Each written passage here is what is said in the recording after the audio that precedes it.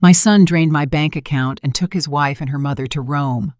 I just smiled to myself, and 3 days later, he called me, sobbing. "Mom, what did you do?" My retribution was complete. The day I needed to breathe the most was the very day my son took every single dollar without even leaving a note. Eleanor Ellie Price froze for a long time.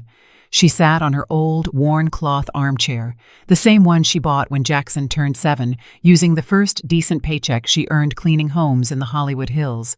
In front of her, the cell phone screen glowed with a notification that chilled her blood. Available balance, $0. She read it again, and a fourth time. Her hands trembled not from old age, though she was 68 years strong, but from something deeper, a sickening knot that forms when the soul understands, but the heart refuses to accept. She called the bank. A robot answered. Then a human representative tried to ask questions. They told her the movements had been made online, wire transfers for large amounts, totaling over $80,000. It was her entire life's work, her savings, her security, her only safety net. "And where did the money go?" she asked, her voice broken, as if she knew the answer but needed to hear it from someone else. "It was all transferred to an account in the name of Jackson Arthur Price, ma'am," the executive replied indifferently. "Do you want to file a fraud report?" Ellie didn't respond. She hung up without saying a word. Silence filled the house. The only sounds were the ticking of the clock in the kitchen and the buzz of a dying fluorescent light bulb. Outside, the ice cream truck played its familiar tune, oblivious to the abyss that had just opened inside her. Then the landline rang, the old phone she kept out of habit. "Hello," she said, her voice flat. Ellie, honey, did you see your Jackson's Instagram?" It was the excited voice of Doris, her longtime neighbor. "He's in Rome, child, eating fancy food with his wife and mother-in-law. Lord, what a life they live. They look like movie stars." Ellie swallowed hard. Her soul seemed to leave her body for an instant. She walked slowly to her room, opened the drawer where she kept her old smartphone, and searched for her son's profile. She wasn't big on social media, but she followed him from a distance like someone peering through a window at a life that no longer belonged to them. There he was, Jackson, her only son, the boy she brought into the world with pain and raised alone since his father left her for another woman. The same son she gave everything to, even the family land her parents left her so he could go to college. He was smiling, a glass in hand, dressed in a crisp white shirt, embracing Tanya, his wife, and Rhonda, the mother-in-law who always looked down her nose at Ellie. The photo caption read, "Rome, my new beginning. I deserve this." And in the comments, Tanya had written, "Good things come to those who wait. Thanks for everything, Mama-in-law," with a money emoji. Ellie didn't cry. She didn't scream or break anything. She just stood there, holding the phone like a burning brick. Then, without anyone to notice, she smiled. But it was a different kind of smile, as if she finally understood something she had avoided seeing for years. Far away, under a cloudy sky, and among the cobblestone streets of Rome, Jackson raised his glass without guilt. "See?" Tanya said, sipping expensive wine. "It was a good idea to take the money. She's going to die soon anyway. Better we use it before it goes to medical bills." Rhonda, her mother, let out a harsh laugh. "Clueless old lady. She doesn't even know what a plane is. She was never going to do anything useful with that cash." Jackson didn't say anything. He looked at the Colosseum with shining eyes, but something was churning inside him. But he kept quiet, just as he had learned to do since he was a boy and was hungry, and his mother would tell him, "Hold on, baby. We'll have it tomorrow."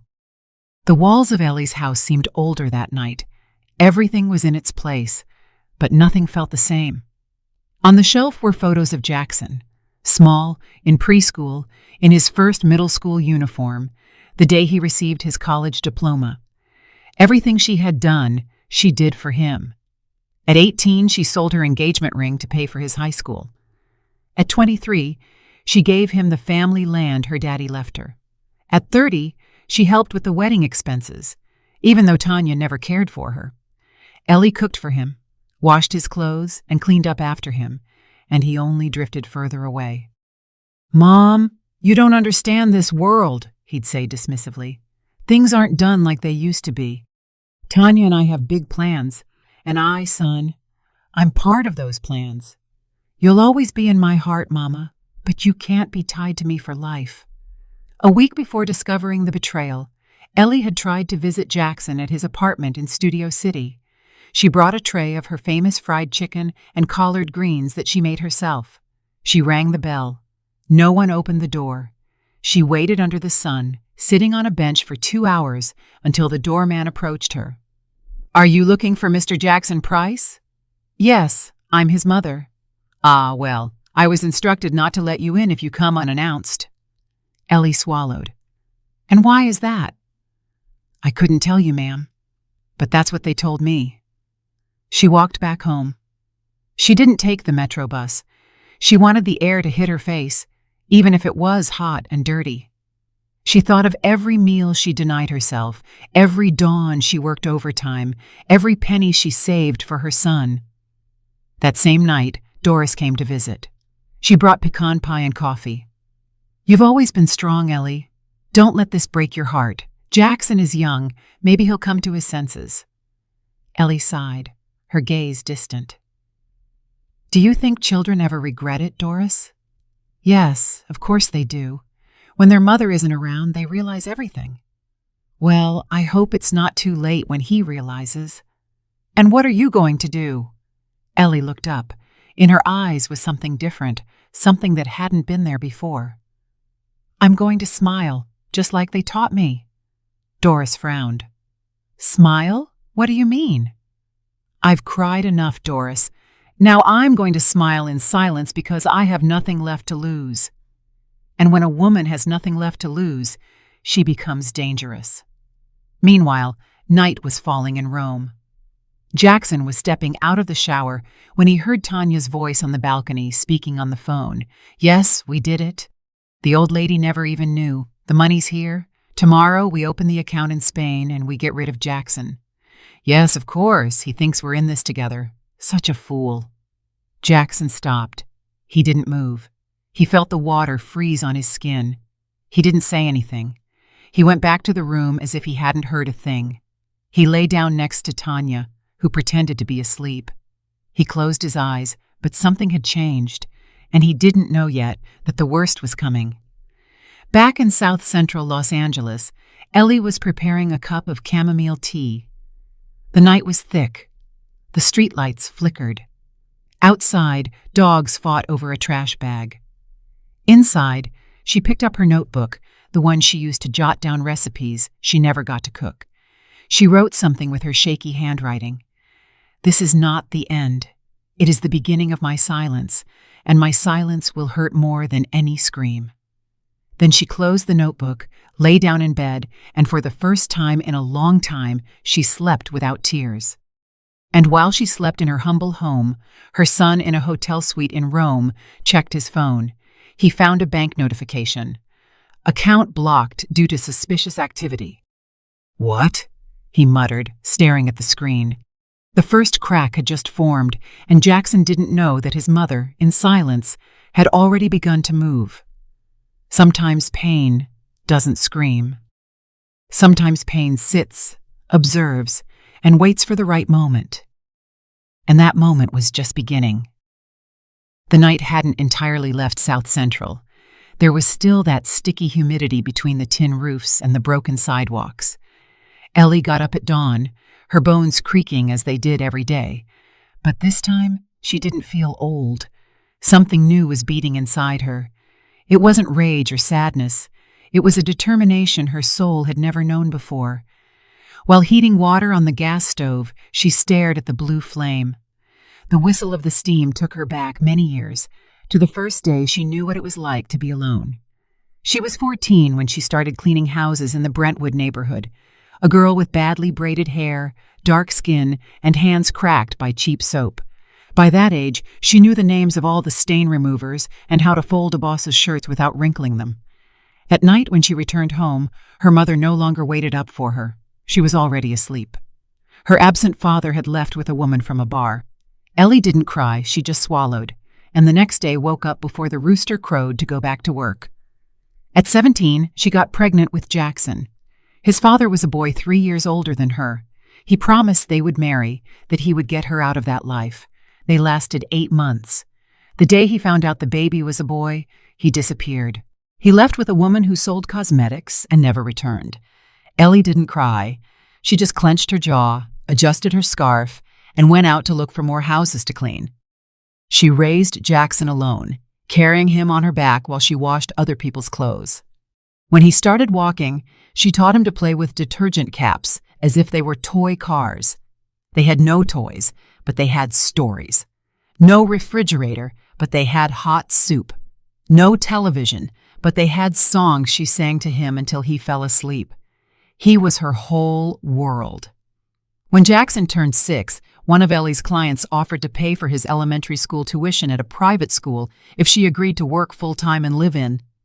Ellie didn't think twice. She left her house, lived on the patron's rooftop apartment, and every weekend she crossed the city to see her son.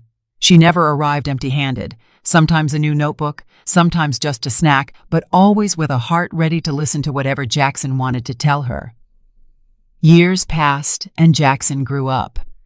Ellie struggled to learn how to write her signature, her hand trembling, just so she could enroll him as the responsible party on school papers. She learned to read doctor's prescriptions and then bank statements. She couldn't write well, but she understood enough not to let herself be pushed around, or so she thought. At 16, Jackson told her, "Mom, when I make it big, the first thing I'll do is buy you a house where the cold doesn't seep through the walls." And she replied without hesitation, "Don't buy me anything, son. Just don't forget me." Then came college. Ellie sold the only land her father left her, a patch of earth in rural Georgia where she had always dreamed of building a small cabin. She sold it for less than it was worth because Jackson needed to pay the enrollment fee, and as always, she didn't hesitate. "My son is going to be an accountant," she proudly told her neighbors. "He's going to get out of this life." And he did get out, but not as she imagined. It was in his 3rd semester that he met Tanya, a girl with straight hair, long nails, and a magazine smile. From the first time Ellie saw her, she felt a pang in her stomach, not from jealousy or envy, but because this woman had the look of someone who only knew how to take, never to give.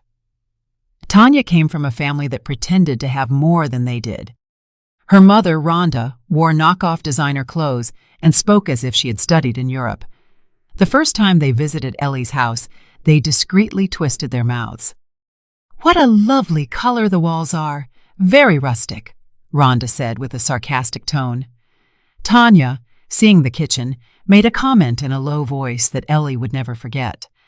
"I don't know how Jackson grew up here. This looks like a shelter, not a home." Ellie smiled as always, but something broke inside her. Years passed, and Tanya gained ground.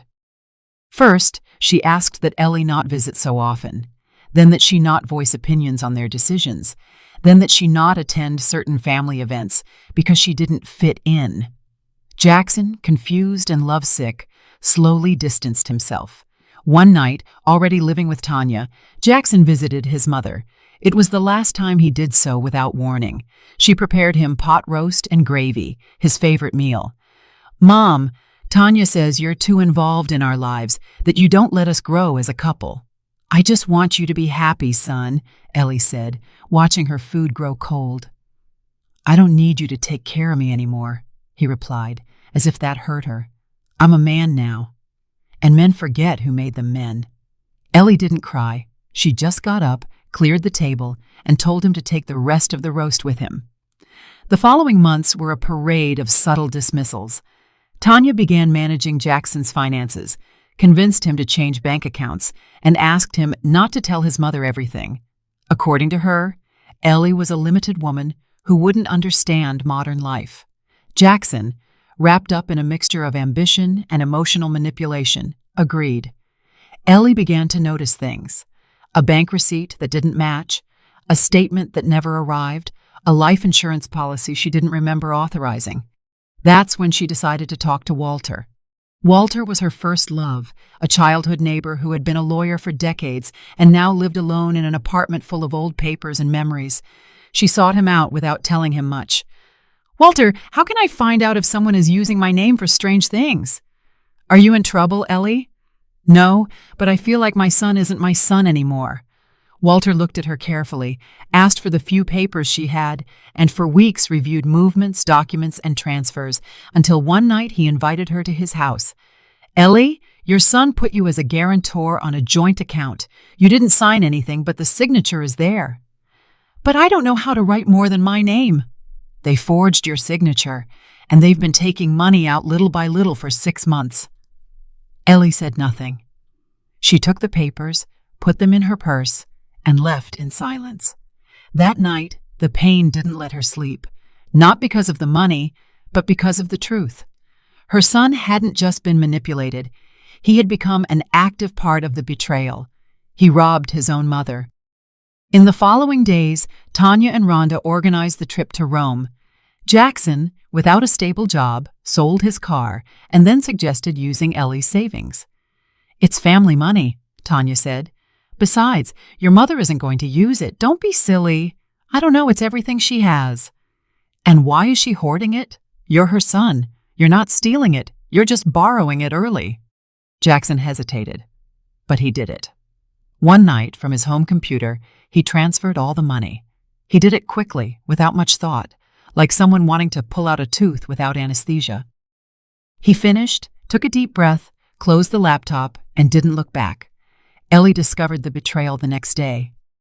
She didn't cry, she didn't scream, she just wrote a sentence in her notebook. "My son didn't die, but the mother in me did." From then on, everything changed. Her body kept aging, but her spirit hardened. She began to walk differently, her back straighter. She started making calls, checking emails, visiting offices. Something was being prepared. While in Rome, Jackson walked the stone streets, believing he had won something. In South Central Los Angeles, his mother was weaving the web that would return everything they had taken from her. And Tanya? Tanya was already planning how to disappear without a trace. What Jackson didn't know was that Ellie was no longer the woman he remembered. That woman had died. In her place remained a wounded mother, but an alert one. And when a wounded mother awakens, there is no hell she is unwilling to cross. The betrayal no longer hurt. What hurt was the certainty of having been invisible, of having been used, of having been erased as if she had never mattered. But Ellie was not willing to disappear in silence, because what mothers keep quiet about can also kill. Ellie said nothing. Not that time, nor the next, nor the one after. Her silence was no longer the kind that bleeds inside. It was a sharp silence, one that observes, registers, and calculates. The words dried up in her throat as if they no longer made sense, because when a mother understands that she has been replaced by a mask, she no longer screams. She transforms.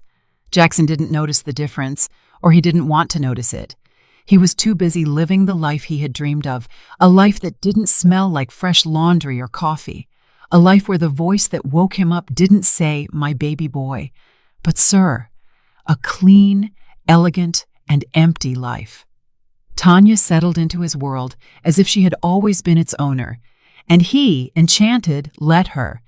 He was fascinated by how she spoke with words Ellie never used, how she walked gracefully in high heels, how she referred to things as if everything belonged to her.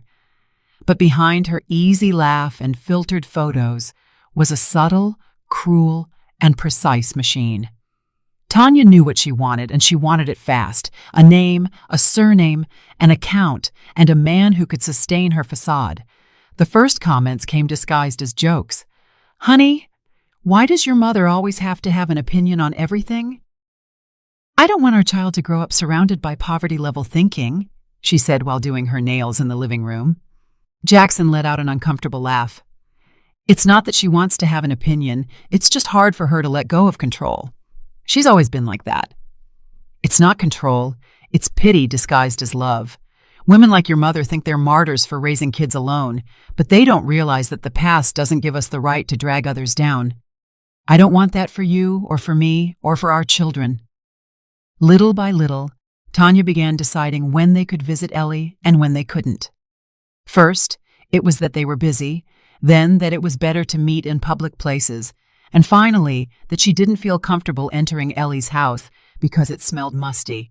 Jackson accepted everything, and every time Ellie asked why they didn't visit her as often, he lowered his head. "We have too many things going on, Mom. You know, work, wedding things." Ellie only nodded, but there was no longer any naivety in her eyes. She was starting to put pieces together, like someone hand-stitching a torn sack. Rhonda, Tanya's mother, didn't take long to get involved, never with blatant insults, but always with carefully chosen phrases to sound educated, but with just the right edge to hurt. "Ms. Eleanor, I apologize if I'm direct, but didn't you ever think about moving to a more decent neighborhood? I mean, you're older now.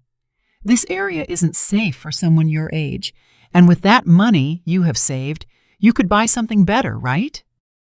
Ellie looked Rhonda in the eye. She didn't blink, didn't say anything, but something inside her crunched. That day, she understood that it wasn't that they wanted her far away. It was that they never wanted her close. One Sunday, during a family lunch organized by Tanya, Ellie decided to speak to her son. She waited for the moment Rhonda went to the restroom, and Tanya was distracted by her phone. She looked at Jackson with the same love as always, but her voice no longer trembled. "Son, are you sure this woman is right for you? Have you noticed how she looks at you when you're not looking? How she talks about me?"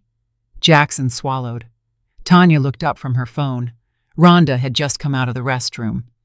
The atmosphere shifted like when a storm rolls in, and then Jackson exploded. "That's enough! Mom, you're jealous because I have another woman in my life now. You won't say it, but you think it. You never stood for anyone else being important to me." Ellie didn't defend herself. She didn't even flinch. She just lowered her gaze to her plate, put down her fork, and in that silence, she knew she had lost him. When they said goodbye that afternoon, no one hugged her. Upon arriving home, she carefully took off her shoes, as if she didn't want to bother anyone, even though she was alone. She sat on her bed and thought about the last time her son had said, "I love you," without her asking him to. She couldn't remember. The following weeks were a hell disguised as routine. Tanya and Rhonda began to visit Jackson more at his office. They brought him lunch, talked business, and suggested investments. One day Tanya asked for access to his account so she could better organize household expenses. "Trust me," she said, taking off her shirt in front of him. "Or are we not a team?" Jackson, trapped between lust and foolishness, said yes, as always. Ellie, meanwhile, didn't stay still. She knew something was wrong, but she didn't know how to prove it. That's when she reached out to her neighbor Brenda, a woman who had been an accountant for 20 years at a pharmaceutical company and was now retired, teaching neighborhood children to add and subtract. "Brenda, I need you to explain something to me. How can I tell if someone is messing with my accounts?" Brenda frowned. "Your son?" "Yes. Do you have access to your bank statements?" "They don't come to me anymore." "And transfers?" "I've never made one. I don't even know how to do that." For several nights, Brenda taught Ellie how to access the bank portal on her cell phone, how to review movements, and how to identify deposits and withdrawals. The first time she saw the list of transactions, Ellie felt the world falling on her. Large amounts, recent dates, transfers that coincided with the days Jackson visited or asked for some document, money leaving without explanation. "He had access. He asked me for it to do some paperwork. He said it was for insurance." "Ellie, it's not paperwork. It's theft." Her heart broke in two, but she didn't cry. Instead, she asked for a notebook and began writing down every single transaction, day, time, amount. Every dollar stolen had a name attached to it. One Friday night, when everything seemed lost, Brenda showed her something else. "See this transaction? They signed your name here to activate a joint account, but the signature isn't yours. It's a crude copy." Ellie touched the screen as if touching an open wound. They didn't even bother to hide it well. "What are you going to do?" Ellie closed her phone, took a deep breath and said, "Nothing. Not yet." Meanwhile, in Rome, Jackson began to feel uneasy. Not from guilt, but because Tanya no longer looked at him the same way. She had changed. She no longer kissed him with enthusiasm. She spent hours on her phone, laughing to herself. And Rhonda? Rhonda no longer bothered to pretend she tolerated him. One night he heard a conversation between them while pretending to sleep. "It's done. Why keep pretending?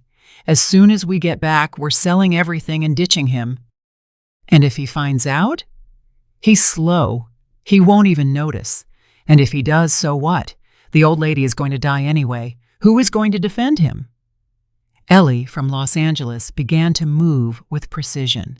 She visited a bank office, requested the complete statements, printed them, and put them in envelopes. Then she went to the public registry to ask if there were properties under her name that she didn't remember signing. There, she discovered something even worse. Jackson had tried to register her house as a shared investment property using altered documents. He didn't succeed due to a technical error, but he had tried. That day, Ellie didn't go straight home. She walked to an old church at the back of the neighborhood, not to pray, just to sit on the bench and look at the altar. "Give me patience, God. Not to forgive him, but not to destroy him with my own hands." Silence enveloped her. When she returned, she turned on the radio, played a blues song, and began to knit. But what she was knitting wasn't clothing, it was revenge. The seeds of ingratitude were already sown, and they were germinating. The harvest was near.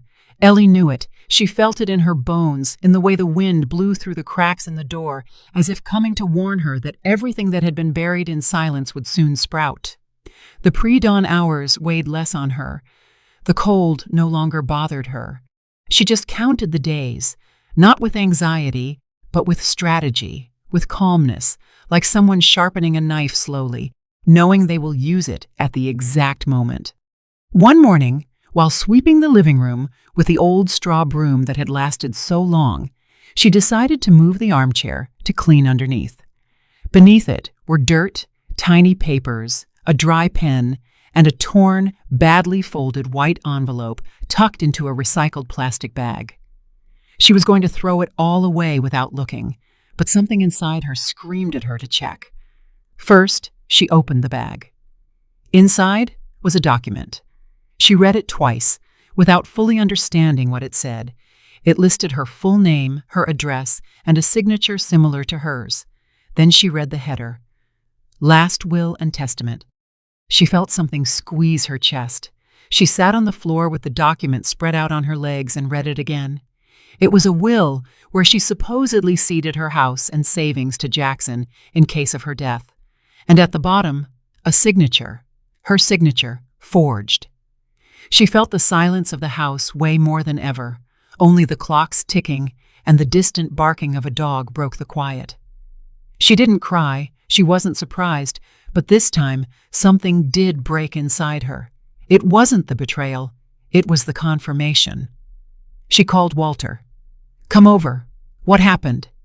"I found what you needed to see." 2 hours later, Walter was sitting in her kitchen with the document in hand. He read it carefully, shaking his head in negation. "This is not only illegal, it's dangerous. If he had filed it, you could have lost the house without ever knowing. Do you think it was him?" Walter stayed silent. He placed the paper on the table. "This isn't your signature, Ellie, and you have no idea how to draft a will. It's obviously not yours. The most serious part is that this is a draft, and if there's a draft, there may have been a real attempt to file it." Ellie stared at her own wrinkled hands, stained by the years, but still steady. She remembered the day she finally made the last mortgage payment on the house. 30 years of effort, reheated meals, broken shoes, working in the hottest days, cleaning up other people's messes, enduring bosses' shouts, all to have something of her own, something no one could take away. "He wanted to kill me on paper," she said without raising her voice. Walter looked up. He didn't know if it was a metaphor or a literal truth. The silence between them was so long that the boiling of the coffee on the stove became the only sound in the kitchen. "And now what are you going to do?" Ellie smiled, the same smile Jackson didn't know how to read in time. "Now, I'm going to bury him, but awake." Not even 3 days had passed since that discovery when she received an unexpected call from Dr. Evans, the internist at the health clinic where Ellie had occasional checkups. "I need you to come in, Ms. Eleanor, today if you can." She felt her legs tremble. She walked to the medical center with the same dignity with which she had faced everything in her life. She entered the office in her usual clothing, her scarf tied tight, and the notebook where she wrote down every pill. The doctor greeted her kindly, but without hope. In his gaze was a compassion that smelled of farewell. "We did new blood tests, and the results are not good." She didn't respond. She just looked at him, expecting what she already knew. "You have leukemia, ma'am. It's in an advanced stage. It pains me to tell you this way, but there's no time for pleasantries. Your immune system is compromised. We estimate you have about 6 months." Ellie froze. She stared at a fixed point on the wall, a small, bird-shaped patch of dampness, not a single tear, not a single question. "Do you understand what I'm telling you? I understand how much it costs me to die with dignity." The doctor shifted uncomfortably in his seat. "There are options. We can start chemotherapy, but it's not certain you'll respond. The treatment is aggressive and expensive." "Does it take my life faster?" "Not necessarily." "Then no.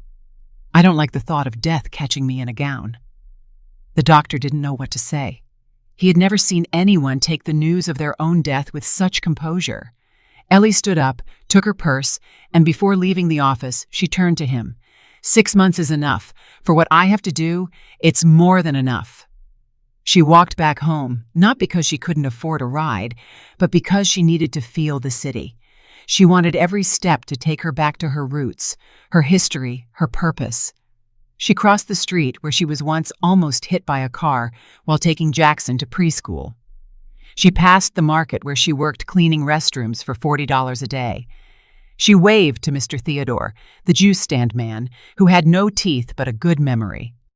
When she arrived home, she went straight to her room. She pulled out a wooden box hidden under the bed.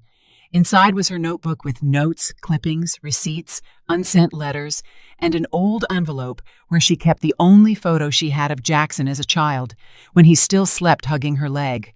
She looked at it for a long time, then turned on the stove, put water to boil, and as the steam rose, she murmured to herself, "No more praying now. The work begins." The first thing she did was go with Walter to file a preemptive complaint, not as a mother, but as a citizen. They reported the forgery of her signature, the attempt to appropriate property and attach the evidence.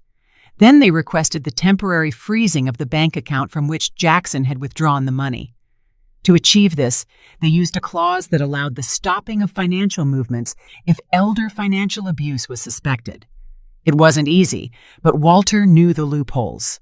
He had lost faith in the law years ago, but for Ellie, he was willing to dust off his profession. "Are you ready for what's coming?" he asked as they signed the papers. "I was born ready. I just didn't know it." After that, Ellie went to the store, bought a new notebook bound in red, and started writing what would be her final log. Not one for weeping, but one for documentation. On the first page, she wrote, "To my son, Jackson, I delivered you from my womb with pain. I gave you my life with love, and you ripped away my dignity without blinking. This is not revenge, it is justice, and justice is all I have left to die in peace." Meanwhile, in Rome, Jackson and Tanya continued to pretend to be happy. They uploaded daily photos, made videos with filters, and showed off plates of food they couldn't even pronounce. But the tension was growing more evident. Tanya no longer shared the bed. Rhonda spent all her time on her phone. And Jackson felt something slipping away, like an internal alarm that wouldn't stop ringing. One night, while searching his email for a flight confirmation, he found a hidden folder. It was an automatic backup of Tanya's messages with another person. At first, he thought it was spam, but when he opened it, he read what he shouldn't have. Tanya, we almost have everything. The idiot doesn't suspect a thing. Contact. And the account? Tanya. Done. As soon as we get back, we're leaving him. Contact. What if he finds out? Tanya. I don't care. Let him rot. I'm not staying with someone who smells like a traumatized single mom. Jackson felt his stomach drop. He closed the computer, said nothing, and pretended to sleep. But he couldn't close his eyes that night. And for the first time in a long time, he thought of his mother, of her voice, of the way she called him my little boy, even when he was taller than her, of her rice pudding, of how she laughed at old black and white sitcoms, of how she touched his forehead when he was sick, and of how she used to tell him, "Nobody will ever care for you like I do." He wanted to call her, but he didn't. Ellie, for her part, expected nothing. There was no longer any tenderness in her waiting, only planning. She visited offices, made calls, and activated the immigration clause. She declared Jackson's transactions as suspicious. The system was slow, but it activated. An international alert was issued for his return to the United States. They wouldn't put him in jail, but they would make him accountable. In the red notebook, Ellie wrote, "There is no justice more complete than that which is delivered without screaming.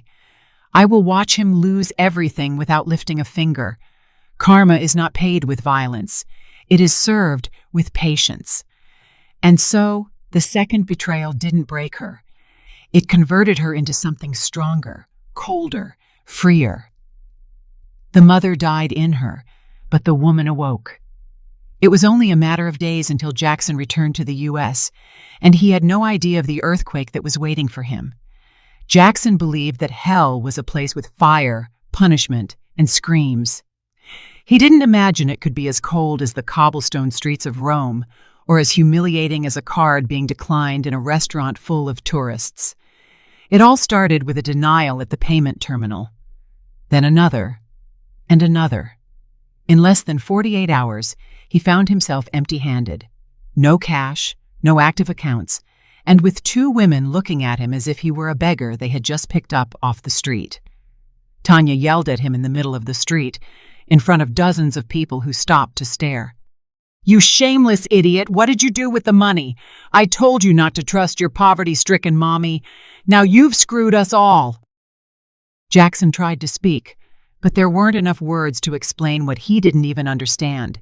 He only knew something was wrong, that the accounts were frozen, that his name had been linked to an international financial fraud investigation, and that he had to report to the American embassy the next day. That night, Rhonda looked at him with a mixture of contempt and annoyance. "I warned you, Tanya. This poor boy isn't even good for washing dishes. I'm going to a hostel. I'm not sleeping in this dump." Tanya followed her. Not a word, not a goodbye. Jackson stayed in the hotel room, alone with a half-empty suitcase and the buzz of betrayal echoing in his ears. Meanwhile, in Los Angeles, Ellie was weaving the last threads of her plan like a winter blanket. Everything fit. Every movement made sense. Walter helped her gather the necessary documents to activate the International Capital Block, relying on the complaint of fraudulent use of an elderly person's accounts.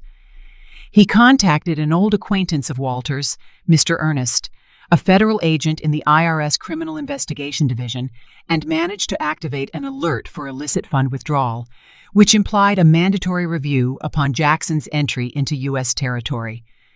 It wasn't revenge. There was no hate. There was justice. In her red notebook, she wrote, "Sometimes a mother's love also has to hurt, not out of hate, but for a lesson. Because what is allowed is repeated, and what is repeated rots. I didn't give birth to a thief, but the world turned him into one. And if I have to be the one to put the brakes on him, so be it." Brenda accompanied her in silence through many of those procedures. She was no longer just her neighbor. She had become her accomplice. "Doesn't it hurt, Ellie?" "Of course it hurts. It hurts like tearing off my own skin.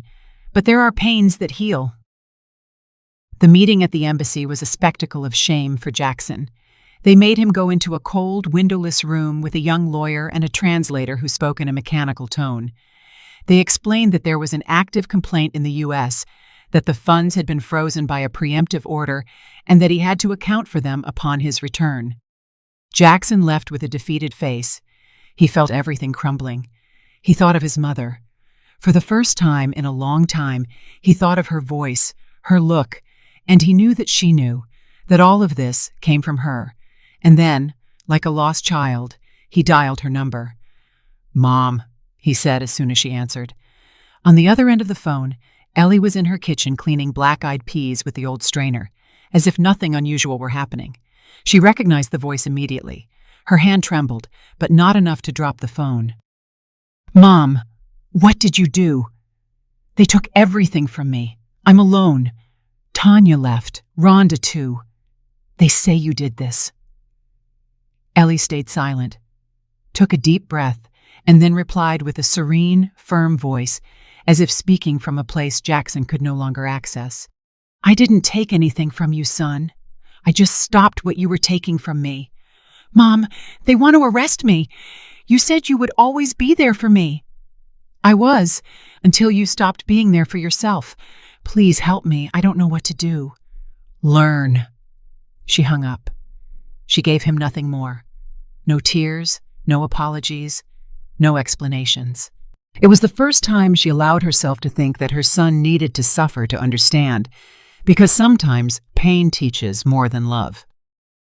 That night, Ellie didn't sleep, not out of anguish, but because she sat down to write him a letter. It wasn't a farewell. It was an emotional testament, a letter she would leave in the red notebook on the last page. It was for him, for when he returned. "My dearest Jackson, you were my reason for getting up every morning. You were my fight, my strength, my pride. I gave you what I had and what I didn't. I denied myself food, rest, and company for you, and I don't regret it. I did it with love. But you forgot who you were. You surrounded yourself with ghosts in expensive perfume, and in their eagerness to kill me while I was alive, they forced me to wake up. I don't hate you. I couldn't.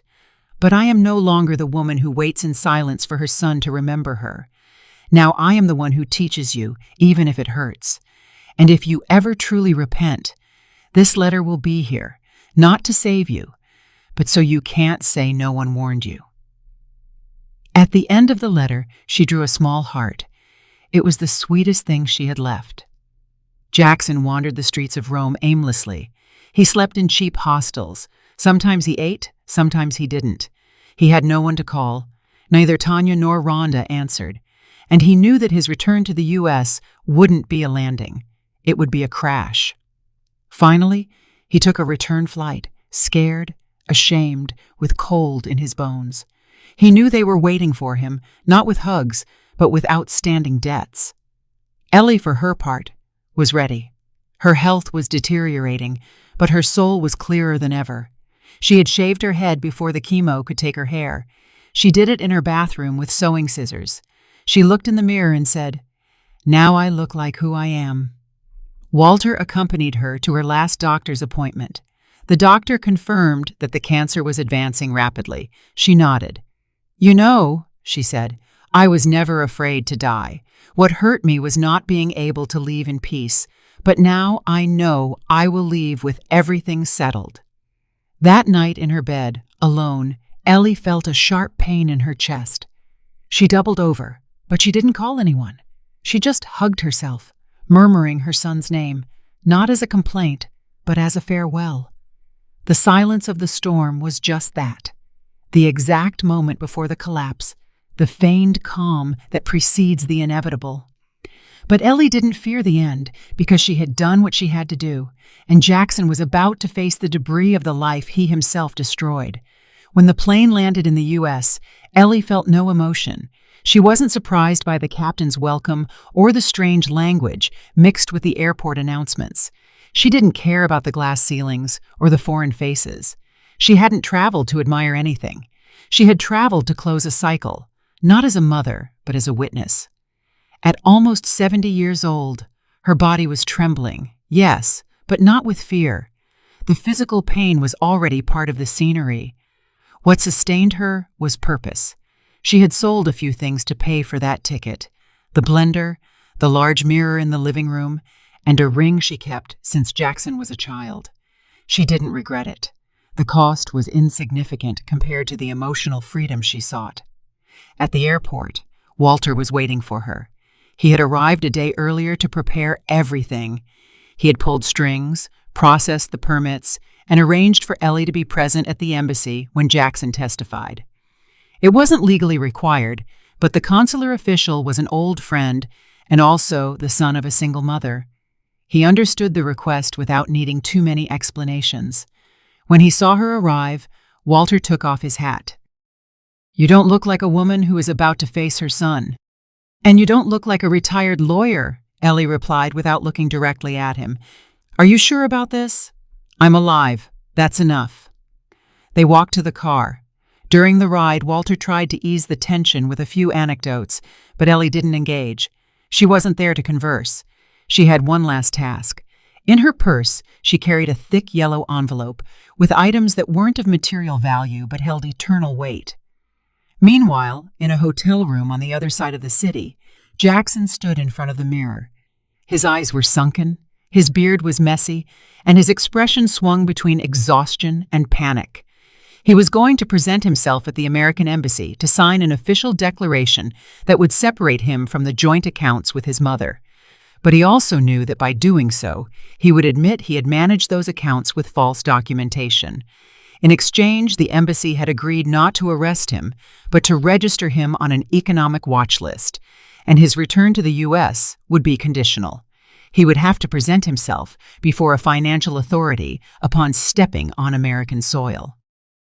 When he went down to the hotel lobby, he saw Tanya waiting for him. She wore dark sunglasses and a red coat that looked borrowed. Her face didn't reflect love or resentment, only convenience. "You're late," Tanya said with annoyance. "I didn't know you were coming. You also didn't know you were so useless. And here we are. What do you want?" "To see you fall." Jackson clenched his fists. What she said no longer hurt him. What hurt was having allowed himself to be molded by a woman who considered him disposable. Upon arriving at the embassy, the officials led them into a white, silent waiting room with metal chairs. Tanya chewed gum as if she were in a shopping mall. Jackson sweated. Every minute weighed like an hour. Then the door opened and Ellie entered. She wore a gray sweater, a long skirt, and a dark blue scarf over her shoulders. Her now sparse hair was covered with a black bandana. She walked slowly but straight. She held the yellow envelope in her hands. When she crossed the room, her eyes met Jackson's. He suddenly stood up. "What are you doing here?" he asked, his voice cracking. "I came to watch you sign, not as a mother, as a witness." Tanya let out a harsh laugh. "How sweet. The old woman came to put on her final show." Ellie looked at her. Not with hate, but with pity. "You took everything she had," she said in a low voice. "But I taught him what he'll never have again, forgiveness." Tanya scoffed. "Forgiveness, ma'am? Your son is a failure. You raised a parasite." "No, I raised a good boy. You turned him into this and he let you do it." Jackson closed his eyes. He couldn't take it anymore. "Mom, I don't know when I lost myself." Ellie approached, handing him the envelope. "Here are your photos. The first ones, from when you learned to walk and write. Here's your first letter to Santa Claus. Once, you asked me for a bicycle, and I told you only if you got an A in math. And you did. I kept my promise, son." Jackson took the envelope, his hands trembling. "And here is also the letter I wrote you, not to save you, but so you can't say no one warned you." They sat down. The embassy official came in and explained the procedure. Jackson signed. At that moment, the camera of an American tourist waiting for his passport recorded part of the final dialogue. The images showed Ellie standing, her eyes moist, saying, "You were my life, but I was never yours. Today, I understand it. You weren't born to love me, only to serve as my mirror." The recording was uploaded to social media that same day. In a few hours, it went viral. People commented from all over. "That mother is a queen. That's how you teach a lesson without violence. Dignity doesn't age." Jackson couldn't lift his head. The official looked at him with compassion. "All done. You can go. Your mother, too." Tanya had already left. She didn't wait for anyone. She stormed off just as she had arrived, without apology, without a soul. On the way back to the hotel, Ellie and Jackson walked in silence down a narrow street in Rome. On a corner, she stopped. "This is where we part ways." "Mom," he tried to say, but his voice broke. "I gave you everything I had, even my silence. Now I give you the only thing you refuse to accept, the truth." "Will you forgive me?" "I already forgave you. The problem is that you haven't forgiven yourself yet." "Can I do anything?" "Yes. Live with what you did and make it count for something." Ellie turned and walked away slowly. She never saw him again. That night, Jackson opened the envelope in his room.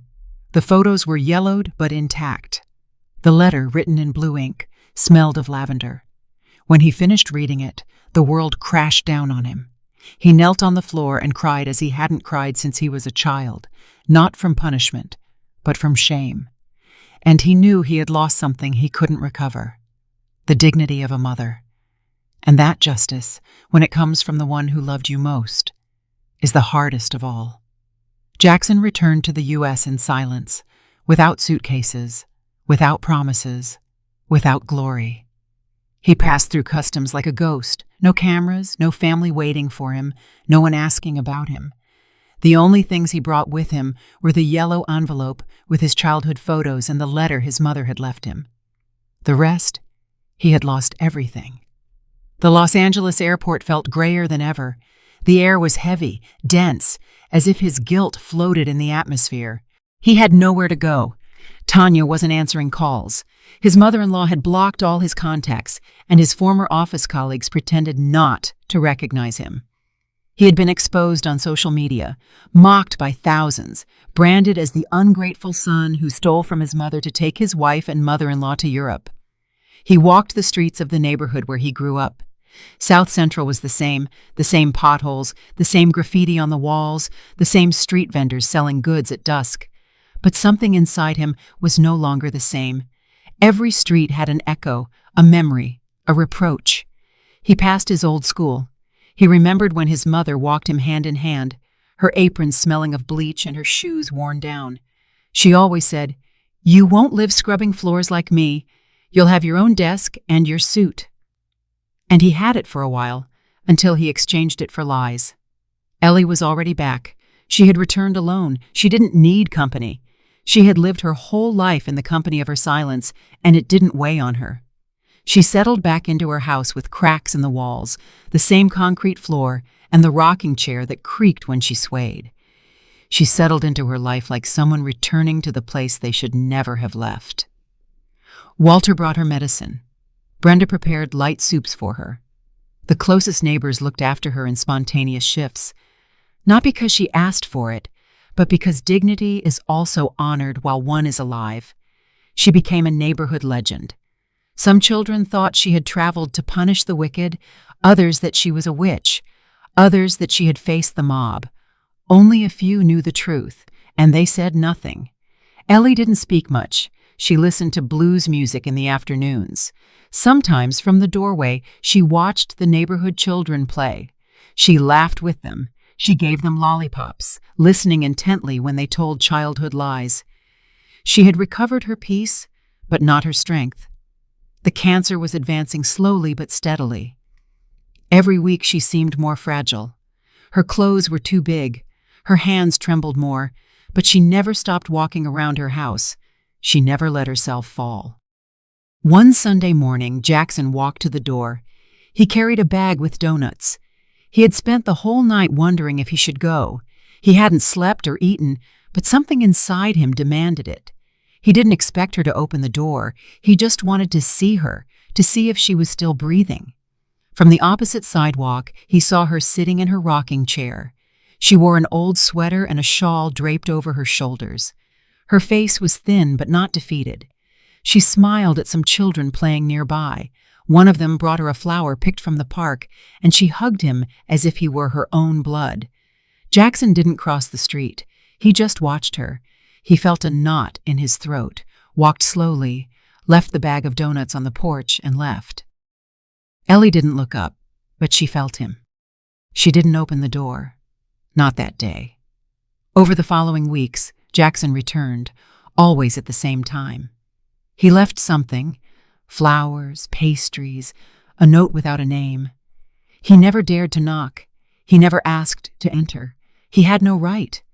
He was just paying, without knowing if the debt would ever end. One night, Ellie picked up her red notebook, opened it to the last page, and with a trembling hand, wrote her final note. It wasn't long, just enough, just like her. My son, love is not demanded, it is given. And if you have learned that, then you are not lost anymore. Don't look for me when I'm gone. I will be in every mistake you choose not to repeat, in every act of kindness you do without expecting anything in return. If you want to forgive yourself, start with others. And if you ever manage to see your mother in the eyes of another woman, don't fail her. That will be my redemption. She signed with her full name. She folded the letter, put it in an envelope, and wrote in black ink, "For Jackson." The morning she stopped breathing was bright. The sun streamed through the windows. On her lap were the red notebook, the envelope, and a blanket knitted by her own hands. The neighbors found her surrounded by flowers that the children had left. Her face held a serenity that few can fake. There was no drama, no screaming, only the calm after the storm. Walter arrived first.